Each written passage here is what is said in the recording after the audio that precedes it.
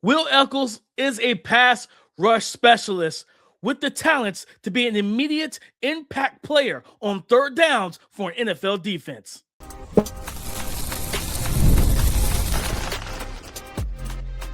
You are Locked On NFL Draft, your daily podcast covering the NFL Draft. Part of the Locked On Podcast Network, your team every day.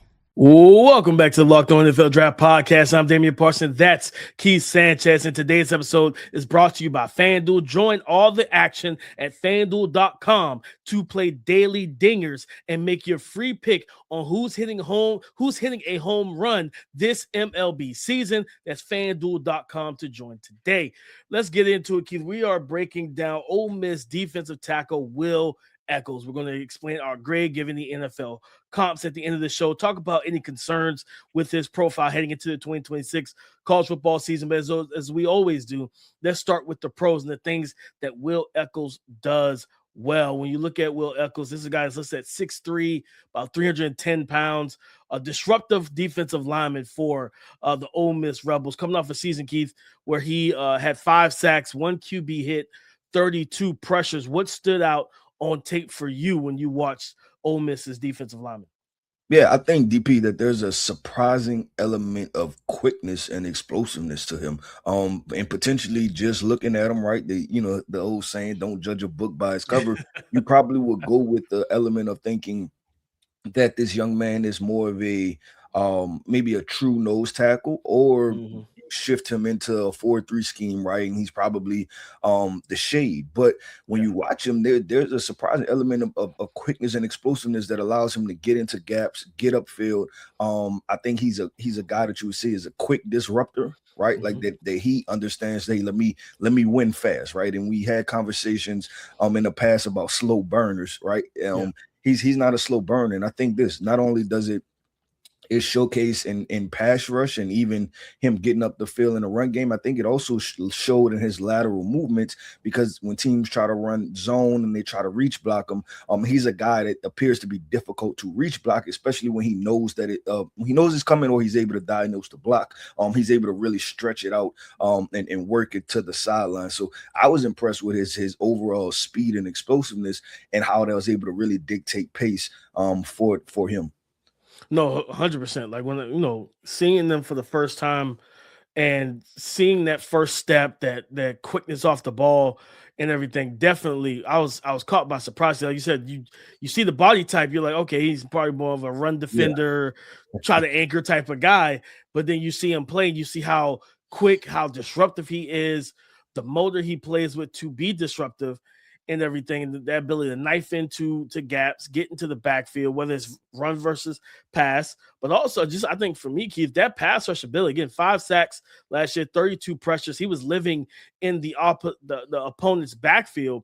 I feel like, we talked about a couple defensive linemen already this week, and to me, he's been the best hand-to-hand combat guy in terms of using his hands to hand fight, right? And be able to have a nuanced, advanced ability to strike, counter strike, things of that nature, and win. And that helps that pass rush ability all the way, right? He's got quick hands when he attacks, and he knows how to attack. He knows where he wants to place those punches and everything else.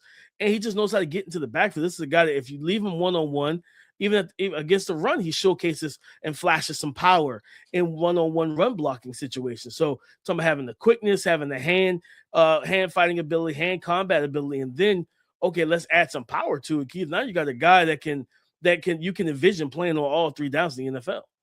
Yeah, no, I agree. The hands can't be understated too, DP. Because it's quick action. It's violent hands also. Like I think, and they're very intentional, right? Like he seems to be the most refined maybe of the defensive tackles in knowing when to even start the process, right? Like start the hand combat sequence. It's impressive. I think I watched a game.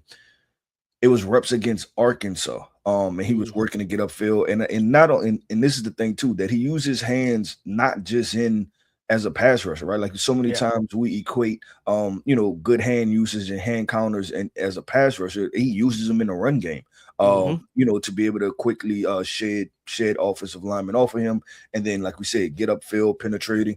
And then we talked about this. Man, I can't remember who. Maybe it wasn't Amari Washington. I can't remember who we were discussing, and we talked about like, hey, I think if this guy is placed in a 4-3 attacking scheme, he'll be pretty doggone. David Stone? Maybe might have been. I think it was David Stone. Yeah, it might have been David Stone. I think, you know what? I think it was. Yep, it was. It 100% was.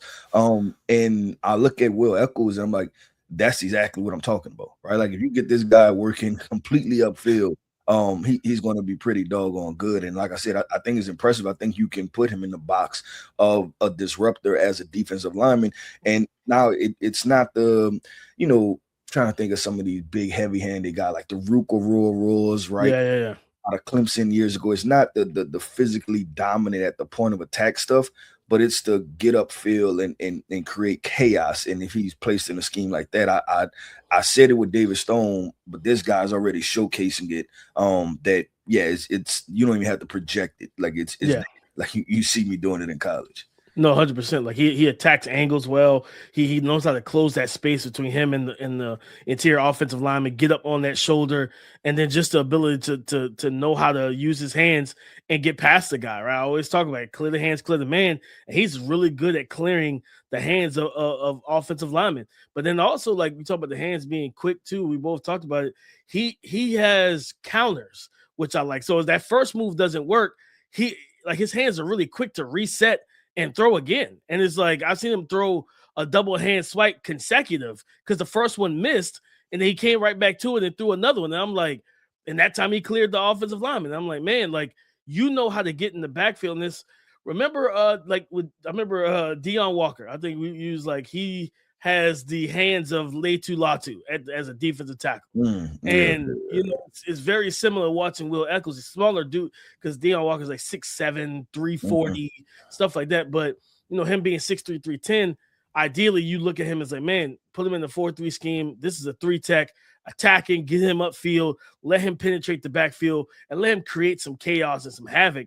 And I really like what he brings to the table in that regard. Again, I think he has 3-down potential in the NFL, and I'm looking forward to seeing him now, especially for going into this year. Ole Miss has a lot of expectations as a team. Trinidad's back, Keewan Lacey, things of that nature. They have a lot of just a lot of right. There's gonna be a lot of conversation. a lot of there's gonna be a lot of discussion. And listen, it's kind of not even their fault, right? It's the guy really. who's at LSU created a little bit of chaos. A little bit. And so I'm looking forward to seeing that. I'm looking forward to seeing how he plays this year. Yeah, I agree. And I just want to real quick too, because I don't know if we like emphasize it enough. This is a pass rushing disruptor too. I think we, I don't, and I know you look at more of the numbers, but I feel like watching the games, I feel like he gets back home at a higher clip than most defensive consistently. Tackles. Yeah, always in the backfield. And if it's not sacks, it's pressures, which those equate to the same thing, especially when you're talking about an interior defensive line position. DP. Let's do this, man. We have Mr. Will Echoles. We talked about the pros, right? We said that this guy's a disruptor in the run game. This guy's a disruptor as a pass rusher. But let's talk about some of the concerns, right? What may keep this guy out of being defensive tackle 1, first round lock. Let's discuss those things coming up next. Support for today's episode comes from Ultra Pouches. If you've ever found yourself reaching for a nicotine pouch, another cup of coffee, or an energy drink just to stay focused throughout the day, you're not alone. Whether you're working, studying, training, or simply trying to stay productive, Ultra was designed to help keep you locked in. It's designed as well to provide the pouch experience people enjoy while delivering smooth, plant-powered energy without nicotine or caffeine. I typically like to use them when I'm preparing for a show, I'm watching film on prospects, and I'm taking down my notes as I study. Ultra is the ultimate guilt-free pouch, delivering instant focus and mental clarity without nicotine or caffeine. New customers can use the code LOCKEDONNFL to get 15% off at takeultra.com. That's takeultra.com for 15% off with the code LOCKEDONNFL. After you purchase, they will ask you where you heard about them. Please support our show and tell them Locked On NFL Draft sent you. Locked On NFL Draft is brought to you by FanDuel. Baseball fans, if you think you know who's hitting a homer today, FanDuel is giving you a free chance to call your shot with daily dingers. It's easy to play. Just make your free pick for who you think will hit a home run in their game. If you're right, you'll receive a profit boost to use on your next bet for a chance at extra winnings. Best of all, you can make a free pick every day throughout the MLB season. Daily Dingers is another fun way to stay engaged with everyday's games, whether you're following your favorite team or keeping an eye on matchups across the league. Sometimes it's a hitter who's been on the hot streak, a favorable pitching matchup, or even a ballpark that tends to give up home runs. Those are always the first things I look at before making my Daily Dingers picks. So guys, are you ready to play your game today? Join all the action at FanDuel.com. That's FanDuel.com to play Daily Dingers and make your free pick on who's hitting a homer. Play ball and swing for the fences on FanDuel, an official partner of the MLB.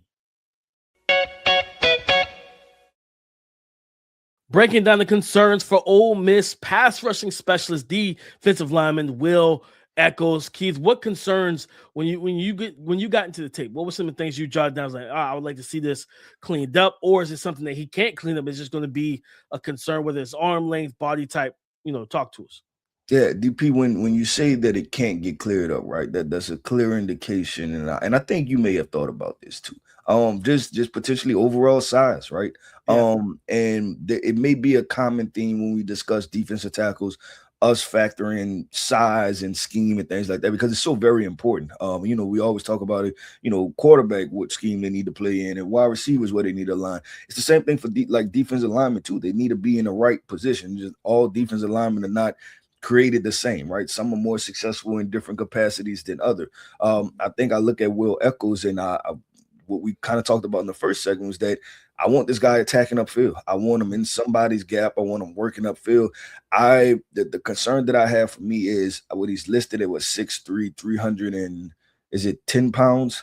Somewhere around 6'3", 310 pounds. Yeah, he's another guy that I'm like, okay, what if that's 6'2", right at 300, right? That's usually not an ideal body frame that I want you consistently taking on double teams. And especially when you talk about we get into the NFL where these offensive linemen are not only athletic, but they're big too, right? Like they're strong. And so you're talking about taking on double teams or just asking him to be the guy that's gonna have to eat up double teams, right? To kind of keep your linebackers free. That could just be difficult, and it could work both ways. It could be he potentially can't take on a double team, or he's getting displaced at the line of scrimmage. And I think putting him in a scheme that's not beneficial to his skill set, it only hurts both people, right? It hurts him and it hurts the scheme. It hurts your defense overall. So I want him, and I still have to decide, DP, like with the shade part, because he's so athletic that you think you wouldn't look at him and be like, okay, cool, that's a 3-tech, but I think he can play it, and I think he can be really doggone good at it. So I even lean, okay, 4-3, I lean, this might be my 3-tech, right? If I have a guy that's just a little bit slower and maybe a little bit bigger, then that's definitely my 3-tech. Yeah, that's how I look at him too, Keith. I think some of you talked about like the frame and everything out that, and or just the overall size and what his actual weight will come down to be when he gets drafted. That was also in my notes. I had arm length. I feel like he had some missed tackles in the backfield and I felt like the arm length was a concern. His arms length, it looks functional, but it doesn't look overwhelming. It doesn't look like he's going to hit that high percentile threshold when we get to it might be 32 3/4 or something like that, right?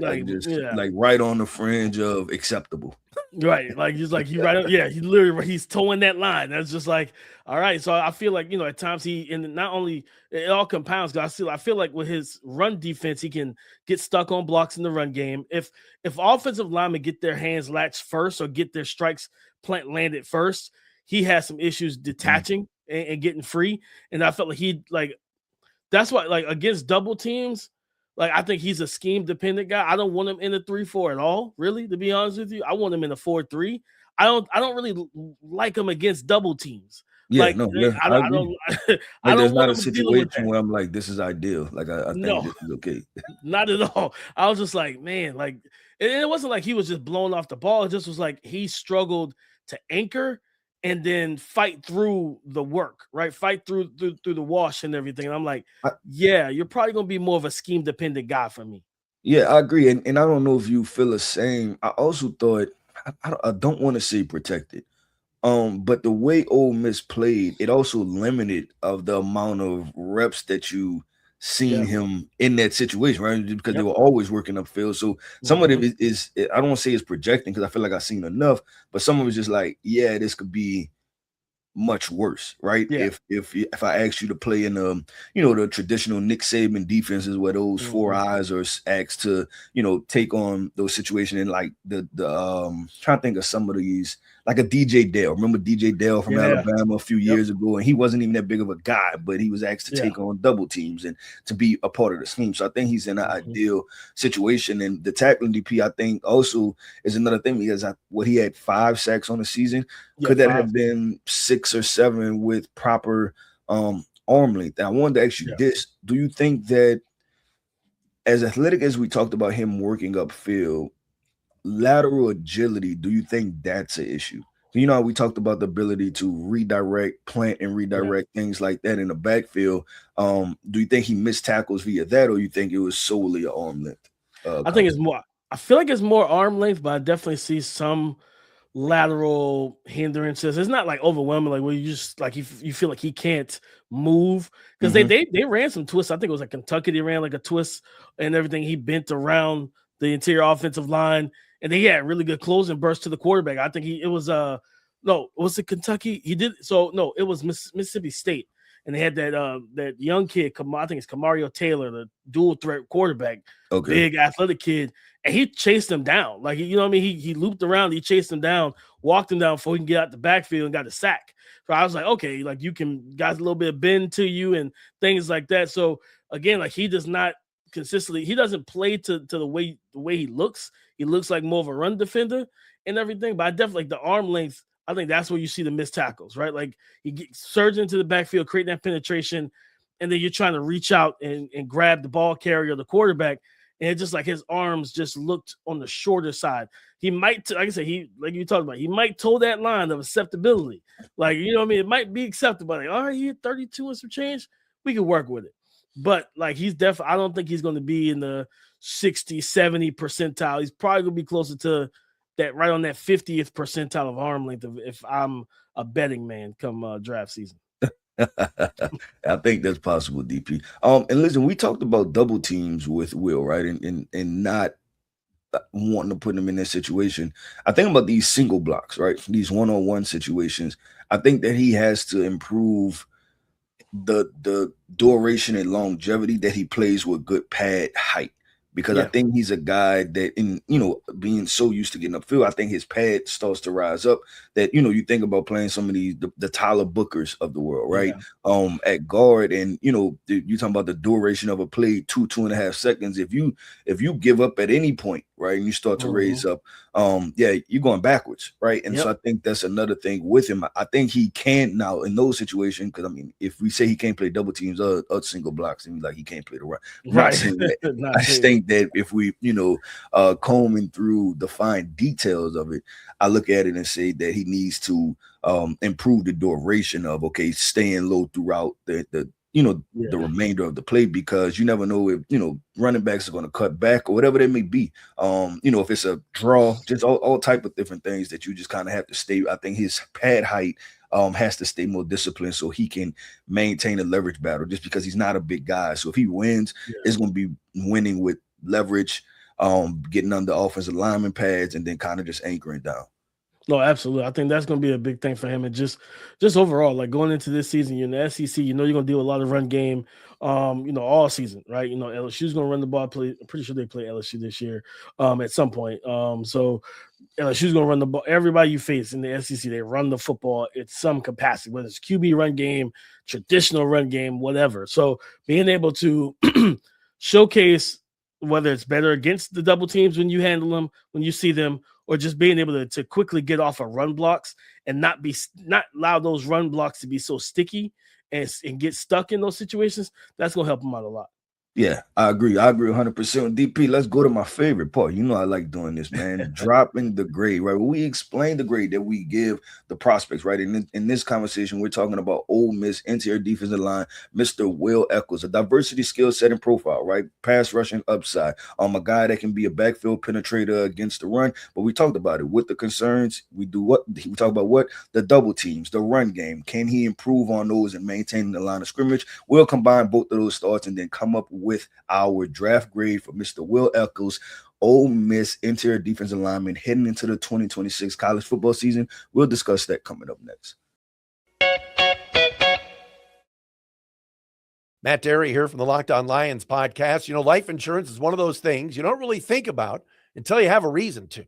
For me, it really hit home when my father passed away over 20 years ago. You start thinking less about yourself and more about the people who depend on you and making sure they're taken care of no matter what. That's why I like Ethos. They make getting life insurance simple. It's 100% online, no doctor visits, no needles, none of that.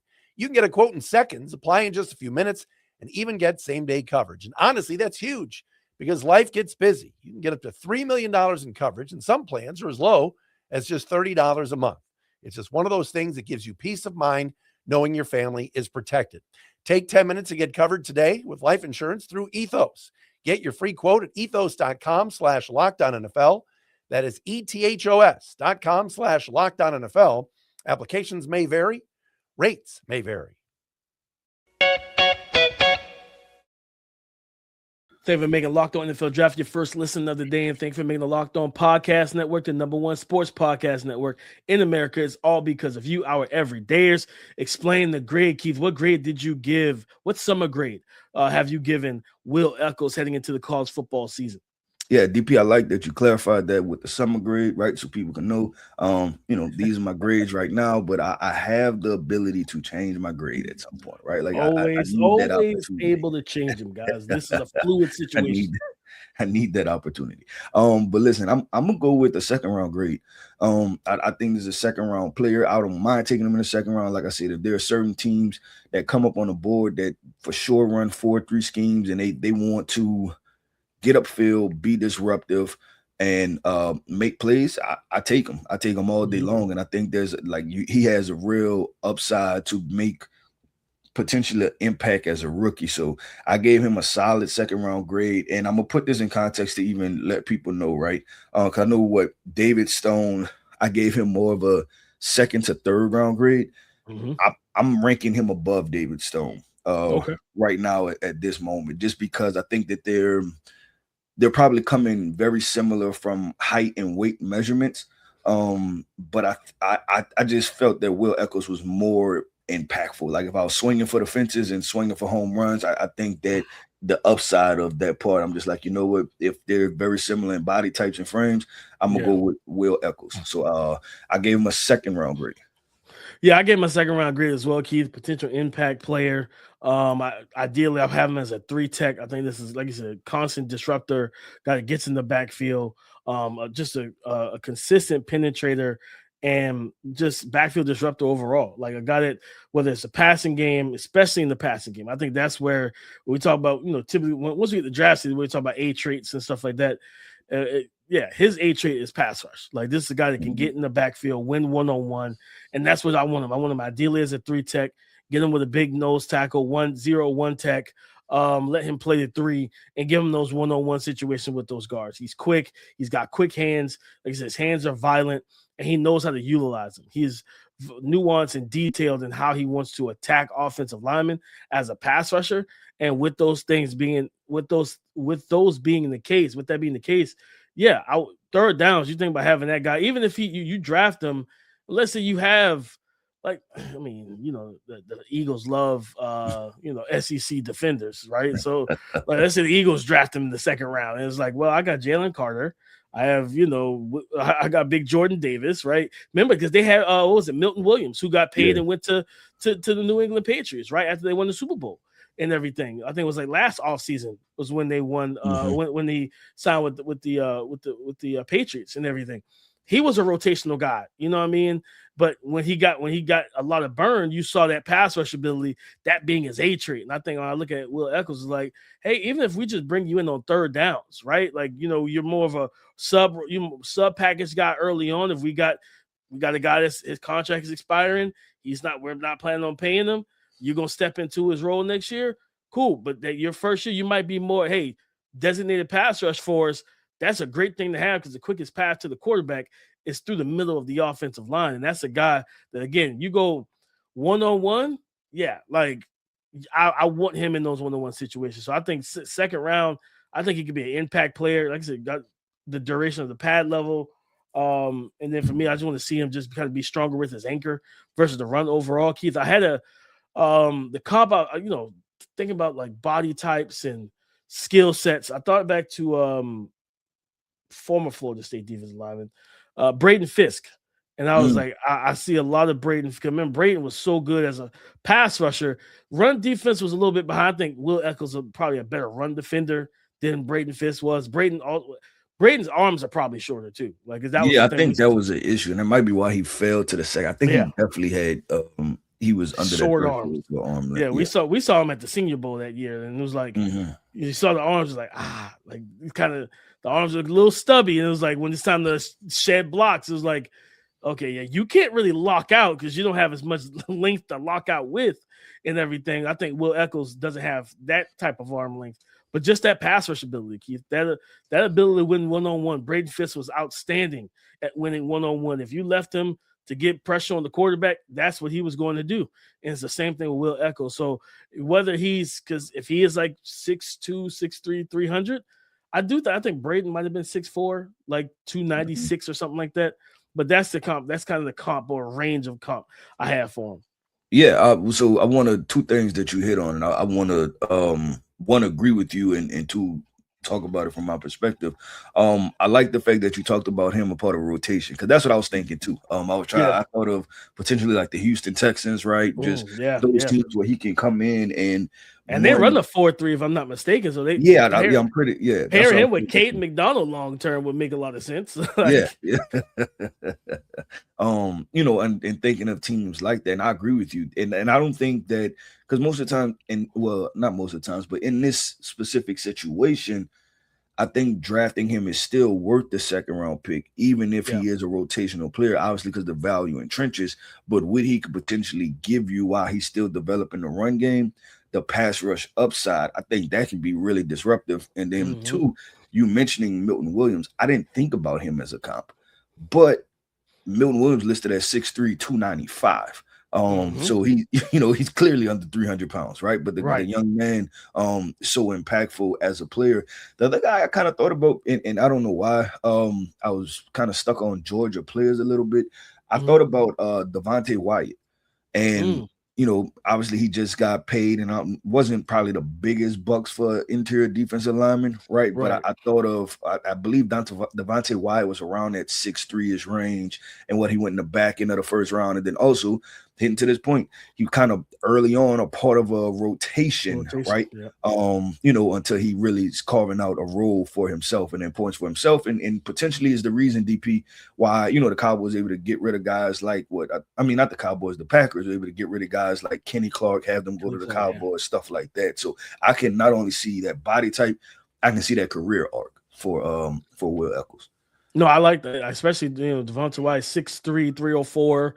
A guy that played the run can give you some pass rush ability. Of course, he played all over that defensive line too for Georgia and for Green Bay. So like I do like that comp as well. And the Milton Williams one was definitely one I was like, man, like if we could put him in that role early and just kind of work him into the lineup, work him into and talking about the snaps increasing every game, that type of thing.